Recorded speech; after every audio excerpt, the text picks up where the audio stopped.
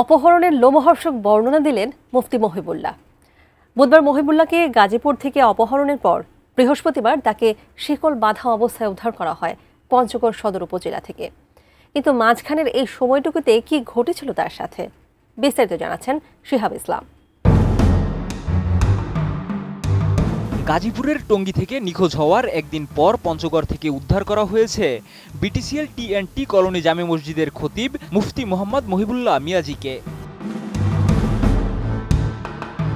23 October ভোরে পঞ্চগড় শহরের helipad বাজার এলাকায় একটি গাছের সঙ্গে পা বাঁধা ও বিবস্ত্র অবস্থায় তাকে দেখতে পান স্থানীয়রা। পরে খবর পেয়ে পুলিশ ও ফায়ার সার্ভিস ঘটনাস্থলে গিয়ে তাকে উদ্ধার করে পঞ্চগড় আধুনিক সদর হাসপাতালে ভর্তি করে। বর্তমানে তার শারীরিক অবস্থা স্থিতিশীল রয়েছে বলে জানিয়েছেন চিকিৎসকরা। আমি বুঝি নির্মাণের শিল্প, সালাম স্টিল বোঝে ডিউরেবিলিটি। সালাম স্টিল মোস্ট ডিউরেবল স্টিল।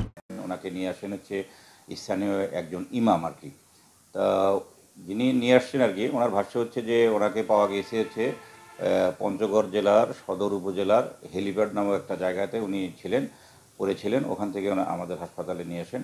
উনি যখন এখানে আসেন তখন একটু কনফিউশন স্টেটে ছিলেন। পরবর্তীতে আমরা তাকে চিকিৎসা দেই, ভর্তি করার পরে চিকিৎসা দেওয়ার পরে উনি পরবর্তীতে ওনার পরিচয় বলতে পারেন যে ওনার নাম হলো আলহাজ মহিবুল্লাহ। ওনার বাড়ি হচ্ছে টঙ্গীতে। উনি টঙ্গীর বিটিসিএল জামে মসজিদের উনি খতিব। তো ওনার ভাষ্য অনুযায়ী আমরা জানতে পারি যে উনি ওখানে গতকাল সকালবেলা ফজরের নামাজ পরে উনি যখন হাঁটাহাঁটি করছিলেন, ওই টাইমে একটা অ্যাম্বুলেন্সে করে 4 থেকে 5 জন লোক ওনাকে একটা অ্যাম্বুলেন্সে উঠাইয়া নিয়ে যায়। কোথায় নিয়ে যায় উনি বলতে পারেন না, ওনার মুখে কিছু একটা দেয়, আর চোখ বন্ধ রাখে।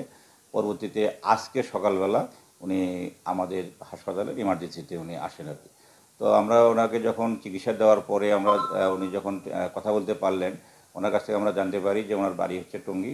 উনি শারীরিকভাবে যে ব্যাপারটা সেটা হচ্ছে যে ওনার আগে থেকে ওনার ডায়াবেটিস পেশেন্ট।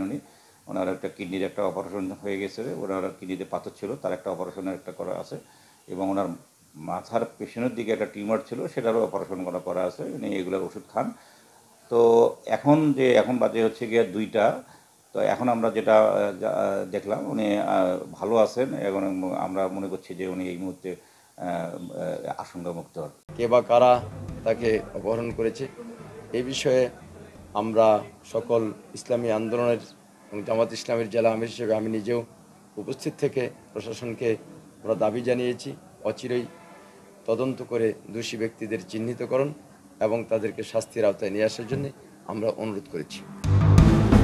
উদ্ধারের পর সাংবাদিকদের কাছে নিজের অপহরণের লোমহর্ষক বর্ণনা দেন মুফতি মহিবুল্লাহ। তিনি জানান, গত 22 অক্টোবর ফজরের নামাজের পর হাঁটতে বের হলে একটি অ্যাম্বুলেন্সে করে 5 জন ব্যক্তি এসে তার মুখ চেপে ধরে গাড়িতে তুলে নেয়। পরে তাকে বিবস্ত্র করে অমানবিক নির্যাতন চালায়।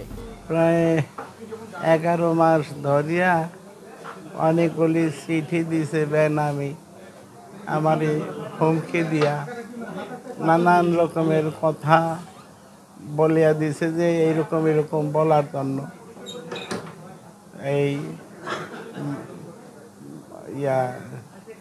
অখণ্ড ভারত ইসকন এর পক্ষে কথা বলার জন্য, বাংলাদেশে ধর্মভিত্তিক দলগুলির বিরুদ্ধে কথা বলার জন্য, বিএনপি এনসিপি এদের বিরুদ্ধে কথা বলার জন্য, আর মুসলমান মেয়েরা হিন্দু ছেলেদের সাথে প্রেম করতে কোনো বাধা নাই, এগুলি মিম্বরে বসে তুই বলবি। 21 তারিখের চিঠি, এটার মধ্যে লেখছে কোরআন পাঠ করতে পারবি না, আল্লাহ মোহাম্মদ ইসলাম শব্দ মুখে বলতে পারবি না। এই 7টার দিকে হাঁটতে বাইরে ছিলাম, এরপরে এইরকম একটা গাড়ি আসা মুখে কি জানি ধরছে, আর পিছিয়ে দিয়া আমার অপারেশনের জায়গায়, ব্রেন টিউমার অপারেশনের জায়গায় জোরে 2-3টা থাপ্পড় দেওয়ার পরে আর বলতে পারি না কি হয়েছে অবস্থা। খালি এইটুকু অনুভব করছি যে মানে যদি কই দেয় এইরকম। তারপরে এইখানে কতক্ষণে আসছে কইতে পারি না। আমার মোবাইলটা কোন সময় লয়ে গেছে তাও কইতে পারি না। আমার টাকা পয়সা হাঁটতে পারিছি তেমন বেশি ছিল না, 1-1.5 হাজার টাকা ছিল পকেটে। এরপরে এখানে আসার পর আমারে অনুভব করতেছি যে পানির কাঁচের বোতলে পানি ভরিয়া, তারপরে আমার 2 উরু 2 হাতের ডেনা অনেক মারছে, তারপরে আমার কোমরে অনেক পাড়াইছে, আমারে উলঙ্গ করিয়া ফেলাইছে, আমার মাথায় অনেক জোরে জোরে থাপড় দিছে।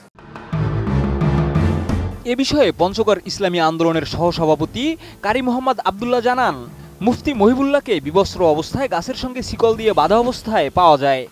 কিছু ব্যক্তি তেনাকে দেখতে পায়, তিনি উলঙ্গ অবস্থা থাকলেও তেনার শরীরে শুধু পায়জামার উপরে কাপড়টা ছিল।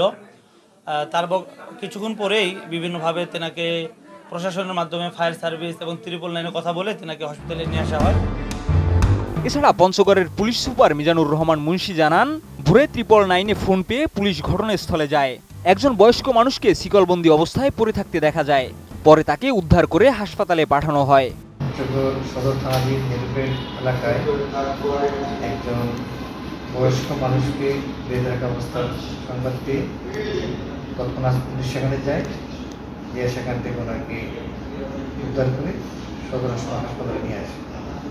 পরে আমরা জানতে পারি টঙ্গী গাজীপুর থেকে উনি ফজরের নামাজ পড়ে উনি সেখান থেকে যখন হাঁটতেছিলেন, ফজর নামাজ পড়ে মর্নিং ওয়াক করতেছিলেন, তখন ওনাকে একটা অ্যাম্বুলেন্স করে ওনাকে অপরাধী করে নিয়ে আসে। সেভাবে সারাদিন ছিলেন, সারা রাত ছিলেন। পরে আজকে সকালে এখানে ওনাকে পাওয়া। উনি এখন সুস্থ আছেন আলহামদুলিল্লাহ। আমরা কথা বলেছি, অলরেডি এই বিষয়ে টঙ্গী থানায় জিডি হয়েছে। ওনার আত্মীয় স্বজন আসতেছে নেওয়ার জন্য, টঙ্গী থানা পুলিশে আসতেছে, আসলে ওনার এখান থেকে নিয়ে যাচ্ছে। এটা যেহেতু জিডি হয়েছে, টঙ্গী থানা পুলিশ তদন্ত করছে। টঙ্গী থানায় তার পরিবারের করা সাধারণ ডায়েরিতে জানা যায়, প্রায় 5 মাস আগে জুমার নামাজে ইসকন বিরোধী বক্তব্য দেন মুফতি মহিবুল্লাহ। এরপর থেকেই তার ঠিকানায় ইসকনের বরাত দিয়ে একের পর এক হুমকিমূলক চিঠি পৌঁছায়। এমনকি তাকে কোটি টাকার প্রস্তাবও দেওয়া হয়, কিন্তু সেই প্রস্তাব প্রত্যাখ্যান করেন মুফতি মহিবুল্লাহ। বর্তমানে চিকিৎসাধীন অবস্থায় রয়েছেন মুফতি মহিবুল্লাহ, কিন্তু তিনি নিজের ও পরিবারের নিরাপত্তা দাবি করেছেন এবং ঘটনার সুষ্ঠু তদন্ত ও বিচার চেয়েছেন। এছাড়া পঞ্চগড় জেলা পুলিশ জানিয়েছে, ঘটনাটি গুরুত্ব সহকারে তদন্ত করা হচ্ছে, তবে এখনো পর্যন্ত কাউকে আটক করা সম্ভব হয়নি। শিহাব ইসলাম, ATN নিউজ।